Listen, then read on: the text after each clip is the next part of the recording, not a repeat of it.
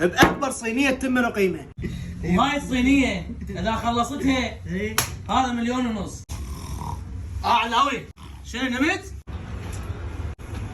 بعد ما تكفيك. فيه رقم 1 بكل بغداد. اخي للمحمد عارف افتح شعبي. دور واتعب وارجع لي. ثمن وقيمة الحبوب. لا تنوكل هيك سبوحه. الف عافية عجل. جيت الحبوب احطهم الارقام القياسيه. اكبر صينيه بالعراق. السمكه بيها لقمه الصياد، والقيمه ايش بيها؟ بيها لقمه العظام. يا الله ايش لا. علاوي عندك بالفطاحل ما عندك بيك؟